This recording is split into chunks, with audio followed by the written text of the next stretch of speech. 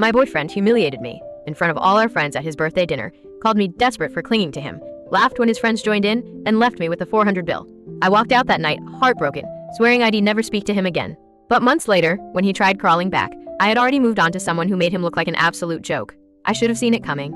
Now looking back, there were so many red flags, little moments where my gut told me something was off, but I ignored it. He wasn't always cruel.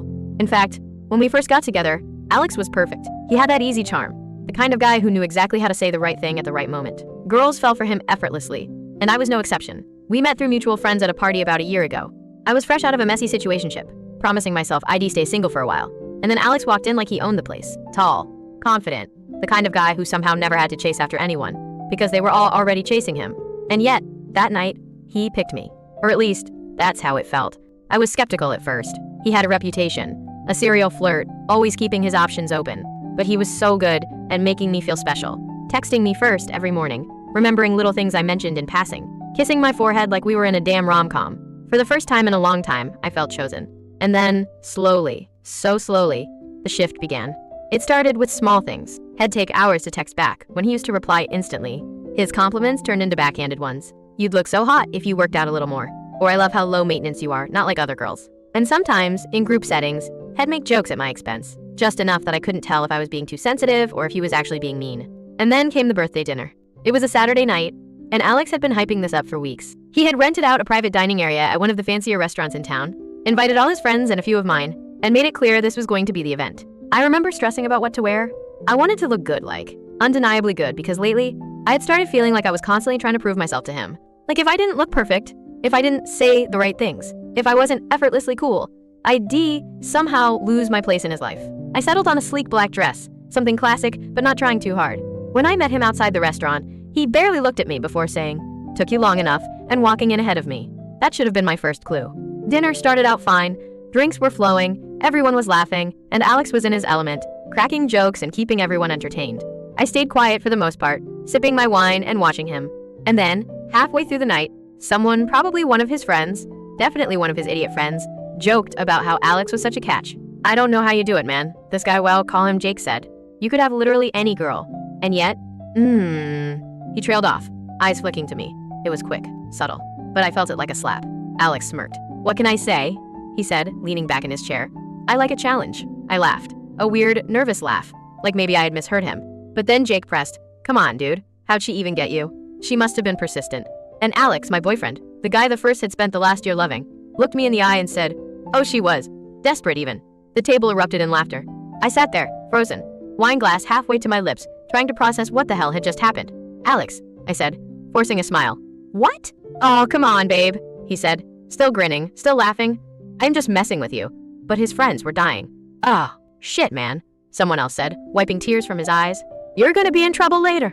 "Doubt it," Alex shrugged. "She's too obsessed with me to stay mad." And just like that, something inside me snapped. I set my wine glass down carefully, took a deep breath, and stood up. "You know what?" I said, my voice surprisingly steady. "You're right." Alex looked up at me, confused. "What?" "I was desperate," I said, reaching for my purse. Desperate enough to ignore all the signs. Desperate enough to waste a whole year on someone who thinks humiliating his girlfriend in front of a crowd is peak comedy. Silence. Absolute silence. And then, just as I turned to leave, Alex laughed. "Come on, don't be so dramatic," he said, like I was some hysterical girlfriend losing her shit over a dumb joke. And that's when I realized he didn't think I'd actually leave. No, in his mind, I'd be pissed for a little while, maybe give him the silent treatment, and then get over it. Just like always. I looked at the bill sitting in front of him, almost 400 worth of food and drinks, and I looked at him. And then, I walked out. I walked out of that restaurant with my head high, heels clicking against the pavement like a damn movie scene. But the second I turned the corner and was out of sight, my hands started shaking. What the hell did I just do? My heart was pounding so hard I could hear it in my ears. I wasn't the girl who caused scenes. I wasn't the girl who made dramatic exits. But tonight, I had hit my limit. I fumbled for my phone and called the one person I knew would pick up Mia. Mia was my best friend, the kind of girl who would threaten to set someone's car on fire if they hurt me, but, like, in a fun way. She answered on the second ring. "Babe," she said immediately. "What's wrong?" I exhaled. I just walked out of Alex's birthday dinner. A beat of silence. Then, "Oh shit." "Yeah," I muttered. "Oh shit." I heard rustling on her end. Then the unmistakable sound of keys jingling. "Where are you?" "I am coming." I rattled off the street name, and 10 minutes later, Mia's car pulled up in front of me. The moment I slid into the passenger seat, she took one look at me and winced. "Oof, you look like you just committed murder." I laughed, actually laughed because honestly, it kind of felt like I had. Not murder, but like social suicide. Mia threw the car into drive. All right, start from the beginning. What happened? So I told her. The whole thing. From the second we walked into the restaurant to the moment Alex laughed in my face, like my humiliation was some inside joke. By the time I finished, Mia was gripping the steering wheel like she wanted to rip it off. That absolute piece of shit, yup. I mean, I always knew he was a little emotionally constipated, but this is next level. Yup, she glanced at me. And you really just walked out? I nodded. And left him with the bill. Mia gasped. Then, slowly, her lips curled into the biggest shit-eating grin. You, she said, are my hero. I let out a breath I didn't realize I was holding. So I am not crazy? Oh, babe, Mia said, shaking her head. If anything, you should throw a drink in his face first. I smiled, but deep down, the reality of what had just happened was starting to sink in. I had walked out. I had actually walked out, which meant it was over. For real. I leaned my head against the window and closed my eyes, exhaustion creeping in. Can we go to your place? I need, 6 drinks and a full debrief on how to never be this stupid again. Mia patted my leg. Say less. Alex watched me leave, stunned. The table was dead silent. Dude, Jake finally said, eyes wide. I see that, Alex snapped, yanking his napkin off his lap and throwing it onto the table.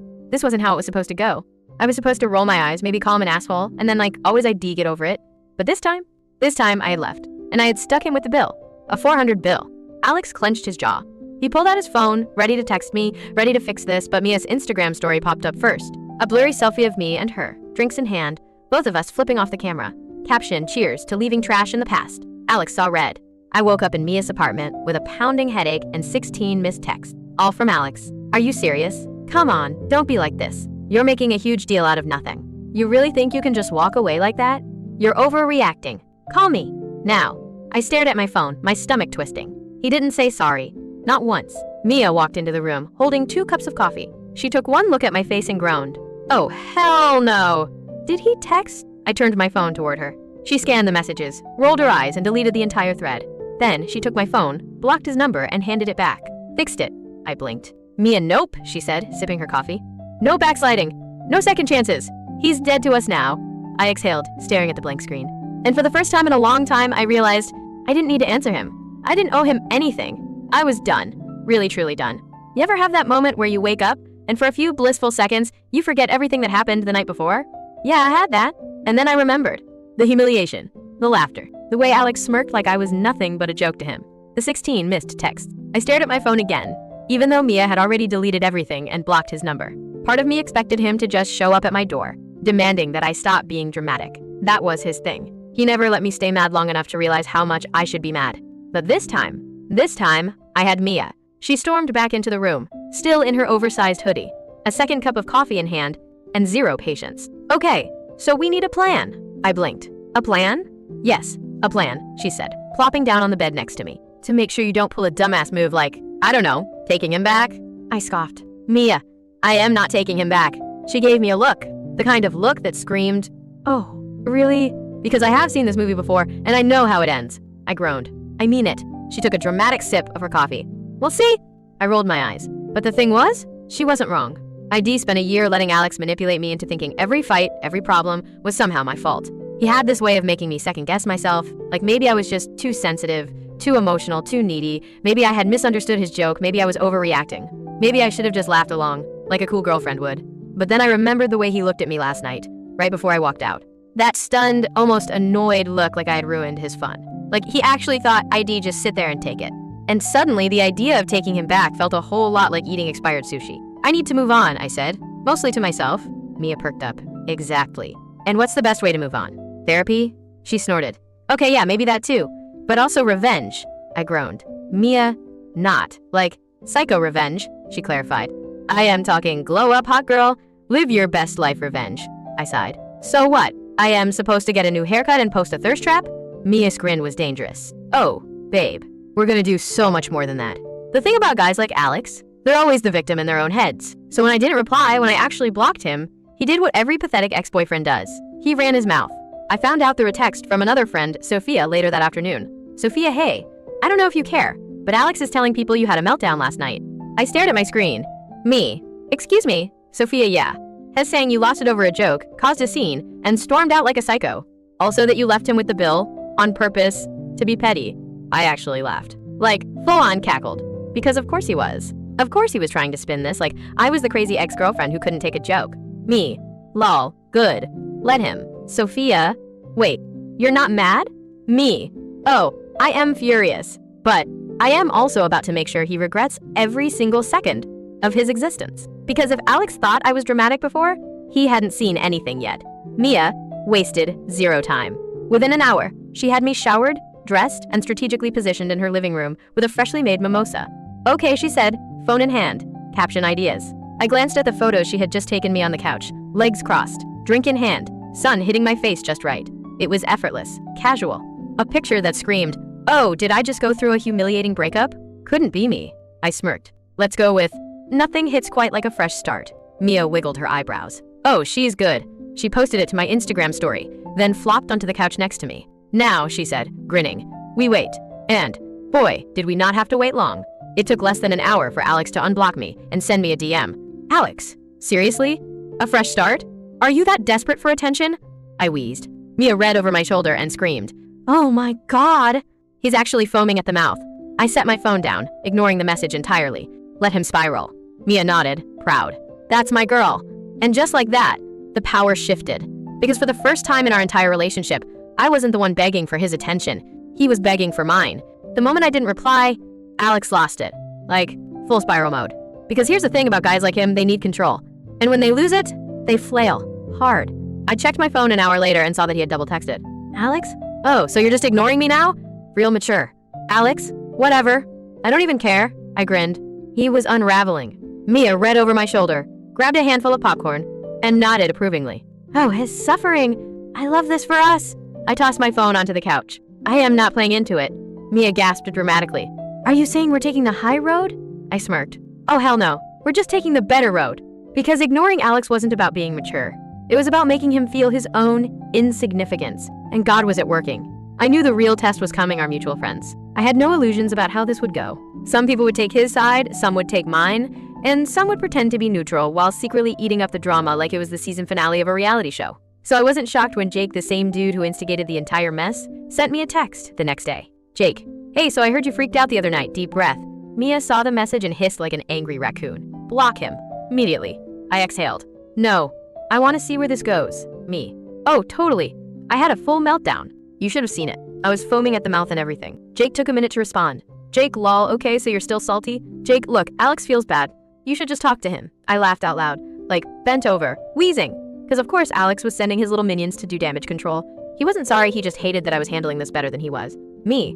If he feels bad, he knows where to find me. But I am not interested. Mia whistled. Ooh, that's a power move. And the best part? Alex never reached out himself. Because he knew that if he did, I wouldn't just ignore him. I'd make him look pathetic. 3 days later, I got the text that changed everything. It was from Ethan. Now, let me explain something about Ethan. Ethan was not just some random guy. He was Alex's oldest friend. The one person in Alex's life who actually had his shit together. Tall, quiet, effortlessly cool, the kind of guy who didn't need to run his mouth to get attention. And also, the one guy Alex was always low-key jealous of. So when Ethan's name popped up on my screen, I damn near dropped my phone. Ethan, hey, this is random, but I just wanted to check in. What Alex did was messed up. You didn't deserve that. Mia, sitting next to me, saw the message and screamed. Oh my God. I stared at my screen, mind racing. Why was Ethan texting me? And then it hit me. Alex was losing the war. Because if his own friends were turning on him, oh, he was done. I took my time replying to Ethan. Not because I was playing games, but because I wanted to be sure of what I was doing. And then, finally, I responded. That actually means a lot, thank you. Simple. No dramatics. Just enough to let Ethan and, by extension, Alex know that I was completely unbothered. And sure enough, within hours, Alex cracked. At exactly 1:37 a.m., my phone lit up.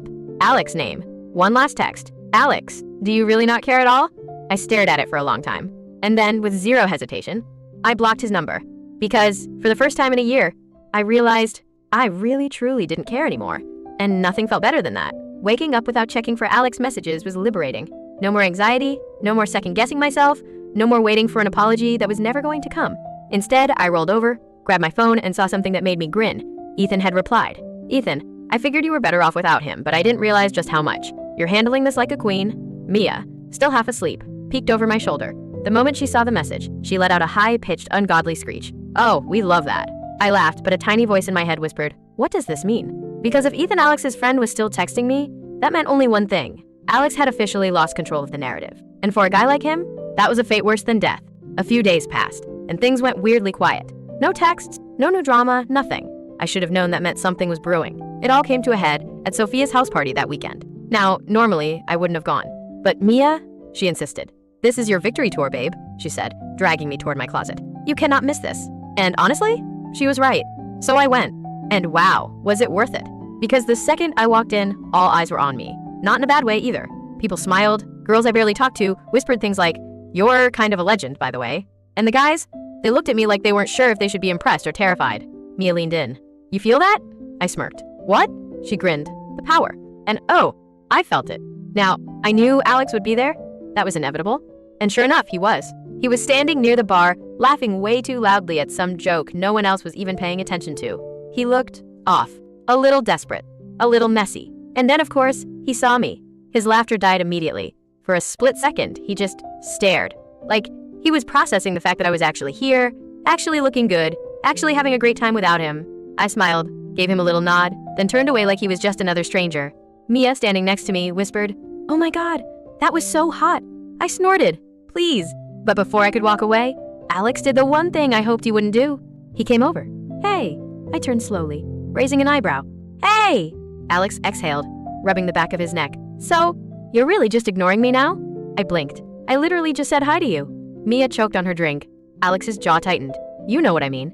I tilted my head. "I really don't." And God, watching him squirm? So satisfying. He sighed, clearly frustrated. "Look, I get that you're mad, but can we just talk? In private?" Mia immediately inserted herself between us. Yeah, that's gonna be a hard no." Alex shot her a glare. "This has nothing to do with you," she gasped, clutching her chest dramatically. "Oh no, is this where I am supposed to care?" I bit back a laugh.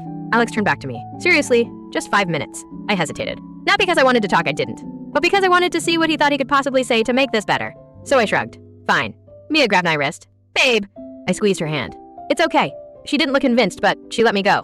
Alex led me outside where it was quieter. He turned to me, eyes softer now. He trailed off. "I miss you." I crossed my arms. "Oh," he exhaled, running a hand through his hair. "I messed up. I know that." I raised an eyebrow. "Which part?" He blinked. "What?" I smiled sweetly. "Which part are you sorry for? Publicly humiliating me? Calling me desperate? Talking shit about me after I left? Sending Jake to handle your damage control? Or trying to gaslight me into thinking I was overreacting?" His face fell. I cut in. "Are you just sorry because you don't like that I actually moved on?" Silence. I nodded. "That's what I thought." Alex clenched his jaw. "So that's it? You're just done?" I sighed. "I was done the second you laughed at me instead of apologizing." He flinched, and just like that, I saw it in his face the moment he realized he lost me. For real. For good. I turned to leave, but before I stepped inside, I threw one last dagger. I looked over my shoulder and smirked. "By the way," I said, "Ethan says hi." And then I walked away, never looking back.